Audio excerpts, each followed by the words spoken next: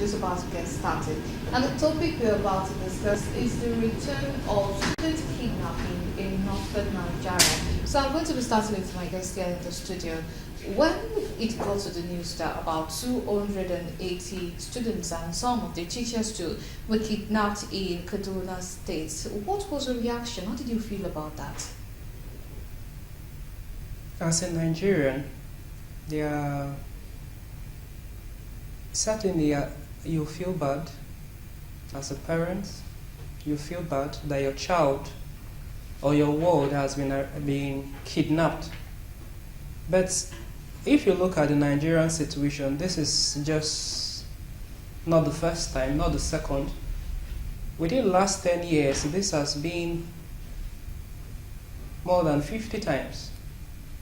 And by next month, we'll have like 10 years since Chibok girls were being arrested. And it's like similar number. Chibok, we had about 276 or thereabout. Now we have 286 or thereabout. But the sad reality is this. When you keep hearing this over and over again, what is the government telling its citizens? Is it telling us that Section 14 of the Nigerian 1999 Constitution should be scrapped out, which talks about security, the primary role of the government, which is security of lives and property? So if they cannot fulfill that singular role, then there's no need them being in position in the first place. And to the families that have lost, that their children have been kidnapped all this while, for those that they were lucky to have their children back, thank God. For those that are still in the nets of these kidnappers, we'll keep hoping that good efforts can be made to actually help these persons get back to their families. Okay, because if we look at the one that happened on Thursday, that is they going to schools and kidnapping students and teachers, and then just recently again we had cases of students being kidnapped in Sokoto State, and that is still in the same northern region of Nigeria. And we know that the president had already given instructions that all security agencies should do their best to make sure that the students and some of the teachers too get returned safely. And amidst this direction, we still have kidnapping taking place in close proximity. What does this, what message is this putting out? The simple message there is we have a government that has failed to protect its citizens. If in a state like Kaduna, consistently there have been attacks to a level that there was even an attack at a military facility, there's no state that has all the security agencies with offices, training, colleges, and all that. It's Kaduna. So Kaduna, for me, it should even be even more safeguarded than even Abuja. But if that has consistently been happening, do you know how hard it is to actually transport or move about 300 persons? If it's about cars, how many cars will carry these persons? If it's on foot, where are the checkpoints? Where are the security agencies? What are they actually doing that people come in any part of the state, kidnap people freely and go? That means they don't know their role. If they do, then we shouldn't even be talking about this in the first place. Same with the other places. We have military leaving their primary role of addressing other concerns to do the policing role. Let all the security agencies be made to do their roles. I think if that just this little thing can be done, it will reduce this issue of having this issue of kidnapping. Kidnapping is just one of among them. If there are no cases of kidnapping, we still have the same security agencies victimizing citizens. So it's more like, what is your use to citizens? The essence of you being there is to work for the good of the common man. Don't forget that they are paying you from taxes collected from citizens. It's like we are paying for your services, or we have paid for your services. With each call we make, with payee and all the VAT and everything we collected from all citizens, you are being paid to serve us. But indirectly, with the military regime and all that, they have become lords and we have become their slaves, even though we are the ones paying them salary. And unfortunately, we have political leaders that have failed to actually work for the good of Nigeria. So any government comes in, does press conferences and gatherings and just appoint service chiefs and all that. The essence of appointing service chiefs or CPs or IGPs should be people that can deliver. This is not appointment based on friendship. If you appoint your friend and your friend cannot defend, then replace with somebody that is competent and capable to secure life. That's the essence of the positions. If we are spending about trillions every year consistently giving people and they have failed to do their primary role, and then the government on its own fails to even audit security agencies, service chiefs work, fail, and they retire, and they are being given ambassadorial positions. The next ones come, don't audit the former ones, and then new ones again are also being allowed to work for 4 years, whether they do nothing or else.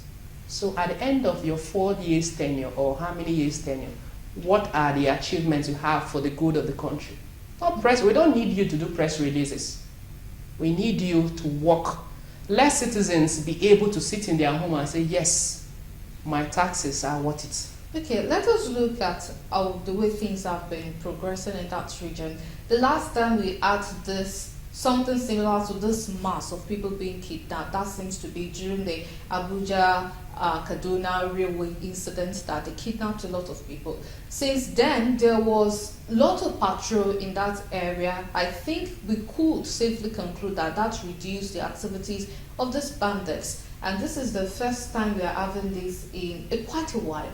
Some people have opined that this might be some plot to ruin the administration of President Bola Tinubu, while some think perhaps they regrouped and then they've come out now much more stronger than they were previously. But what do you think might be the reason for this return of bandits in Kaduna State and the environment? Our country, for as long as I can remember, since civilian administration started, they have been playing lip service to issues of accountability.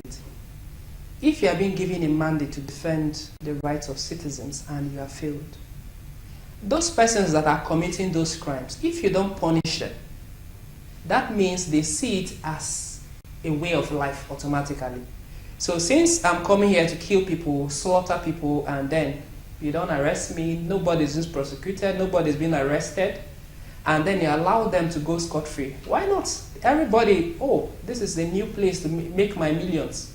Everybody will just queue in to eat and making the millions. Since 10 years ago, we spoke about Chibok girls. Since then till now, how many persons have they paraded that we have arrested these kidnappers? This is their punishment. That will serve as deterrent to others. But most times you just see some persons being paraded and you start hearing that they are suspect from so, and then you start wondering, these persons were walking on the streets, you did a raid in the night and then carried people that were just going on their own. Is that what you are being paid for? You are giving trillions and you are mandating people to connect their BVNs to bank accounts and all that. These people make calls. The Kaduna State Governor, a lot of persons, even Punch and other papers already saying that already there's a negotiator to pay ransom. When you hear that, then you start, okay, the wrong persons in wrong office. Okay, but this brings me to the next question, because it is true that reports were circulating online that there are discussions about the governor sending someone to negotiate. But then we also have a statement that said that the government is not negotiating with this terrorists or with this bandits, that there's no such thing as negotiation, and perhaps they are counting on the police to do their work so that they will be able to get back these kidnapped people. So in states like this, would you advise that perhaps they should pay ransom or probably devise another means to get these people back? Because we have to note that this is human being. We are talking about human being. Like a woman said that 5 of her children were kidnapped. in this incident, and she said that the only thing she has to do is just to pray and to hope. That is a grieving mother. If we look at the sentiments attached to this, it won't even be surprising if we see people setting up funds to try to get people to contribute money so that they will pay these bandits. So what would you advise in a situation like this? The first, I'll say the government should wake up to this role. And it's so sad that the National Assembly have been toying and maybe thinking that this is still the time of campaign and manifesto and all that. Yeah, that has been, we are done with that. It's time to work, right? So if you cannot, as a CP of the state, to police your community, you should be replaced. We have done this over and over again. It's not helping.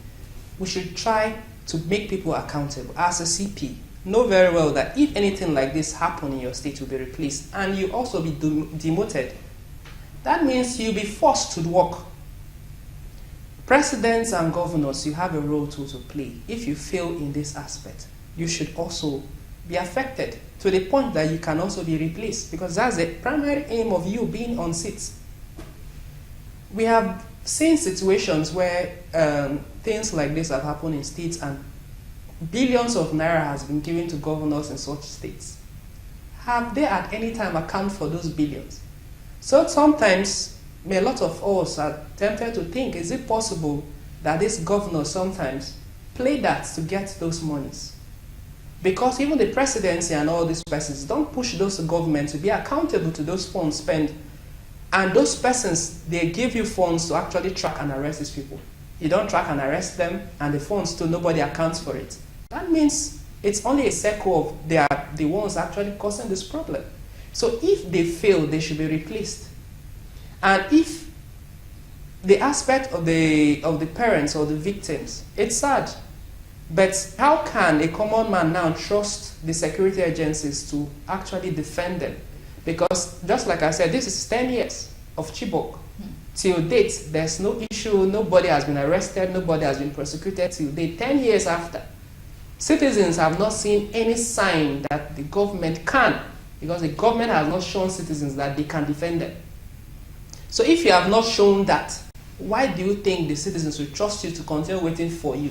That is why people are paying ransom. I won't advise it, but when you are in the shoes of those persons that have been affected, you won't think that. So that is why a lot of these persons are trying to actually pay so that they can be free. But just like I said, there are many IDP camps, particularly Benue State has 12 IDP camps, have a refugee camp. They're still not east.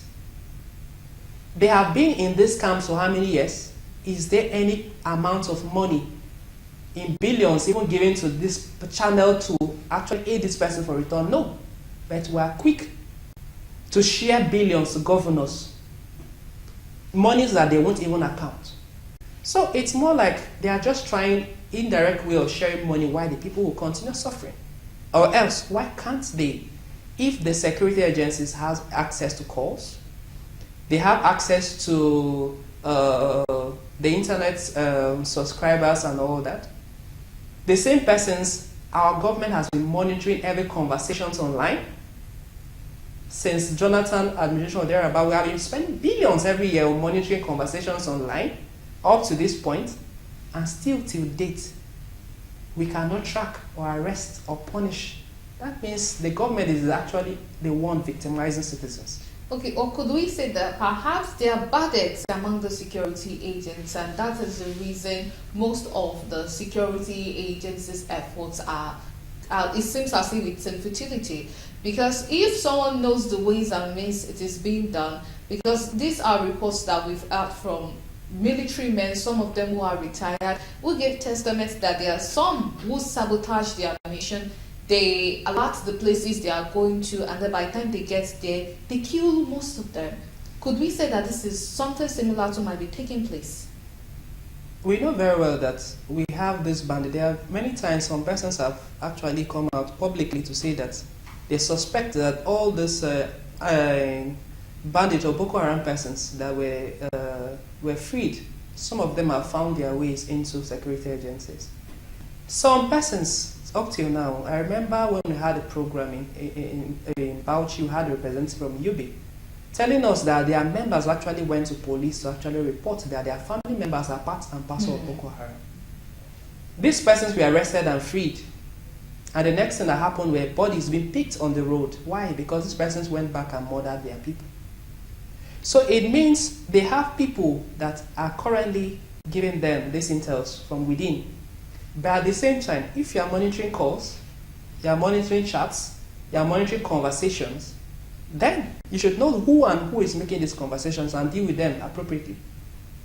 If you are more concerned about the comments of people online, people talking bad about the government, make the government work so that people will support them. People are suffering because of the bad promises and failure to implement even policies or legislations that will give them the protection they need to further or live better. But you don't even want them to talk. It's sad. So for me, some persons, yes, they have people, it's being infiltrated, yes. But some of these persons also are being protected by people in government. Or else, there should be a lot of persons being being in incarceration and all that. But further, there are countries that further make legislations of straight murder. If you are being caught in the act of kidnapping, instead of 10 years fine or life imprisonment, other persons have gone further to make the punishment stringent to the point that people will be scared. But as long as you don't punish people for crimes they commit, it means you are encouraging them, and more persons, this is just the beginning, more persons will add. Okay, now let's take the view of Chief Joe who's joining us live from Benue State, the security advisor to Benue State Governor. Now, on this issue of kidnapping and paying ransom, we know that Kaduna State Governor has come out to say that there is not going to be any such thing as paying ransom. But in this type of situation where we have so much emotions, we have many parents who are restless. In this type of scenario, what would be your advice when it comes to paying ransom? Or would you advise that this family should be patient and let the security agencies do their work? Yeah, good evening, and thank you very much for having me. The issue of kidnapping as it comes to ransom is very dicey. Payment or ransom itself is a criminal offense. But then, when you look at payment or ransom as a criminal offense, you must also consider the importance of the lives that are involved in that kidnap. When you say because payment or ransom is an offense and you not pay ransom, you will not negotiate, they will be living the lives of those people at risk, and also leaving the family of the kidnapped persons unsupported. So it's quite a lot of things involved when you come to issues of kidnapping.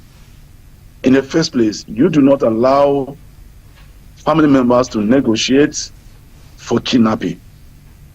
The reason being that they will be emotional when they come and are involved in a negotiation. So we have professional negotiators who are professionals that could get into the negotiation process.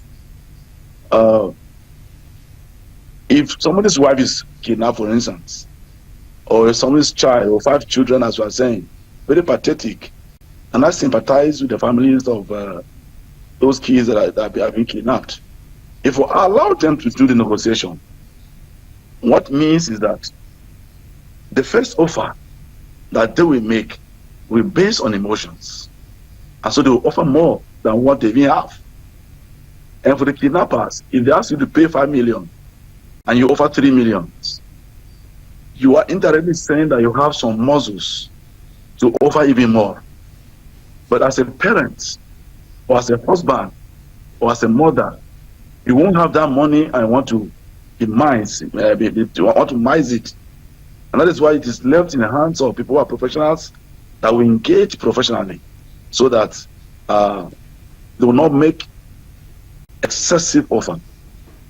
So Our advice, the family of these victims should not be allowed to be involved in the negotiations because they'll be carried away by emotions and they may offer more than what is required, more than even what they have.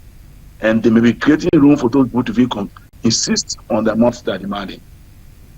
There is, however, one aspect of this school saga, this school kidnapping saga that we're yet to address. And the professional that I am, I've come up with an idea which I want to share here with us. The aspect of security education and awareness. See, these things are here with us. In countries that are prone to these vices, these things are taught in schools, they are taught in worship centers, in churches, in the mosque, in synagogues, anywhere, in the offices. They are taught to people. People rehearse them, and it becomes a way of life, sort of. So that in the event that this happens, the calamity will not be devastating as it is. The Chibok girls, the Dapchi girls, these Kaduna girls, these students, if they were taught what to do in times of emergency as this, not all of them would have been kidnapped. Some of them would have gotten away to escape. But who is teaching who? Nobody is teaching anybody. Nobody is rehearsing. Drills. You should make drills in schools. Apart from making the schools protected, you should teach the students, teach the teachers, teach everybody what to do in case of this emergency. When it happens, the effect will not be as devastating as what we currently see now. It's all of things be done here. We should not be putting out blame games always. Let's think of bringing solutions, bringing ideas on how to make the system work. My brother talked about the ineffectiveness of the police and other members of the law enforcement agents. This is quite true. But then, if we don't look deeply into the situations, we'll be getting it wrong. How do these people kidnap? How do they come up from 50 motorbikes coming from an area like the northern part of Nigeria? The dust that will accompany that coming alone will be enough signal. But do people even observe? Today in Makodi, someone called me that they saw 8 boys, that they are suspicious of their movement around the high-level market. I rushed to the place, and everyone I asked around, no one could tell me that they saw them. It was a bishop that saw them. So individuals don't even know the environment. They don't take notice on what is happening. It is time for us to teach people. Don't just look at things and take away your face. Take note of things you see around, so that when questions will be asked, if people had known what to do, just like that bishop, we can trace those people. They are going this way, and we follow them up. They are going this way, we follow them up. Another thing again we need to do is about employing the services or the technology. Fighting crime through the use of technology is key, but this aspect is also lacking in our system. We have some dome CCTV cameras that, if we mount them, that are capable of covering about 5 kilometers radius. That PTZ zoom cameras, pan, teeth, and zoom cameras. Let's also employ the services, the deployment of this technology. Let's have drones that will use them to trace these people. Let's have detective mechanisms, Grand Triangle, which has to detect the delay and respond. Let's apply all those things in the system. Let's professionals be allowed to contribute in the system. But most times when we talk, they look at security as a conduit pipe where money is expended without the correspondent respond. Let's put up ideas and have a better Benue State, a better Nigeria, a better Kaduna State, a better Nigeria. The time is now. you very much for that. And now let us try to take Mike James, who is joining us live from Kaduna, a conflict analyst. Good evening, and thank you so much for joining us on the program. Thank you very much. My pleasure to be with you. Okay, all right. So what we are discussing now is the return of student kidnapping in northern Nigeria. Northern Nigeria has this reputation when it comes to education that a lot of people there are not so willing to go to school, so to speak, and they perhaps prefer some other forms of education. But now with this rising in the case of kidnapping of students again in the school, how do you feel this might impact the people's attitude there towards formal education? Well, thank you for having me. I will go straight to your question.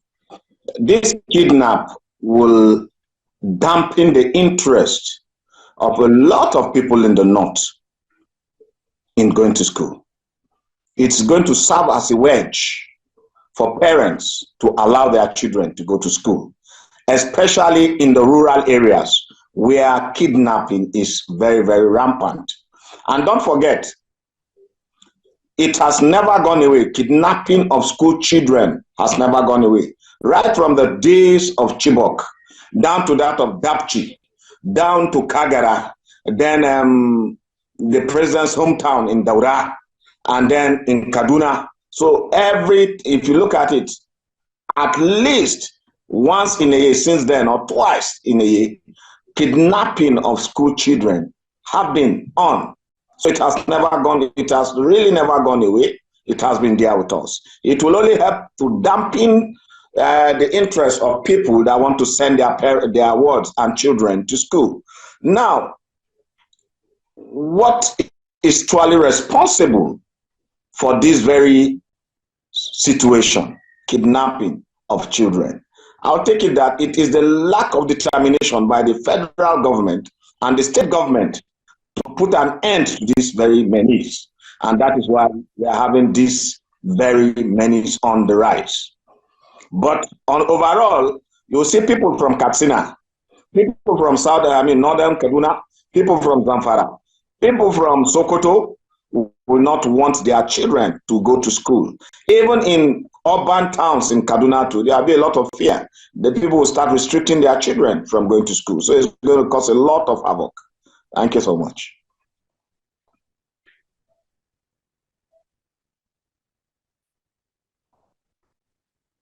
Are supposed to play in this because, well, the president directed that all security agencies around the axis should all have their hands on deck in ensuring the safe return of these pupils and some of the teachers that were kidnapped.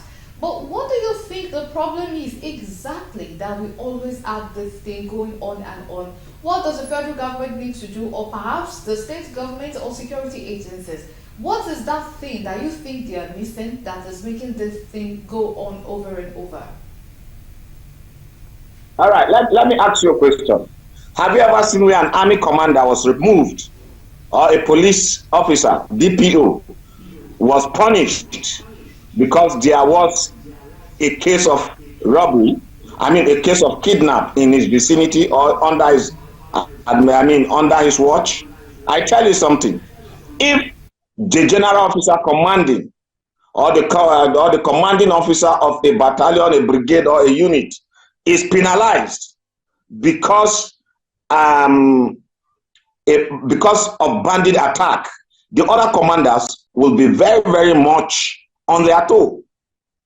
Besides that, what is happening to our security apparatuses, especially the DSS, the NIS, Nigerian Intelligence, or all these intelligence agents, those ones that are tasked with gathering intelligence? What they do, what we see them mainly do is they will hunt political opponents. If you are from party A and party B is in power, if party A's spokesman speaks, they go after them. But they don't gather intelligence. They don't go around snooping around and then gather intelligence to do a lot of things. They don't talk to rural people. They don't. In short, if you go to Brunungwari, Kuriga, where this thing happens, if an SSS man has gone there and interacted with them before, they will tell you that These very places have been a hub of kidnap. They will also tell you that we know that Gogo Gide's men are around here. They will tell you that this is what is happening. What our officers, especially the intelligence officers, do not move around. They don't gather intelligence. They only listen to, they only tap your phones, go to Facebook and then do a lot of things. They should gather intelligence. That's number one. Number two, the government should penalize them to dismiss officers, both the police, the military, the SSS, dismiss them. If a case of kidnap within their vicinity, they should be publicly, they should be removed. I think Goodluck did that when a general was removed after an attempt to bomb his army headquarters. Was partially successful. The general was removed, and a lot of people raised the alarm. You see, until you start removing generals, you start removing colonels for inefficiency, these things will continue.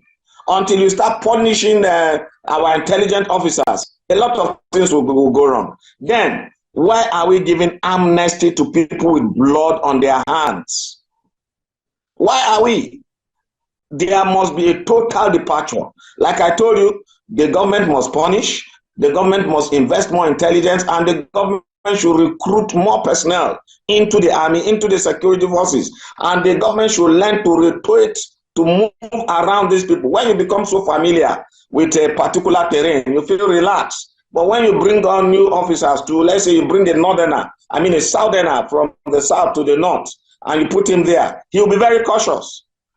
He'll be very cautious. We don't rotate, we just leave them around, you don't do anything, you just feel. And besides that, the security apparatuses we have are mainly concentrated in the urban areas, and they live in the rural areas where these kidnappings occur, very vulnerable.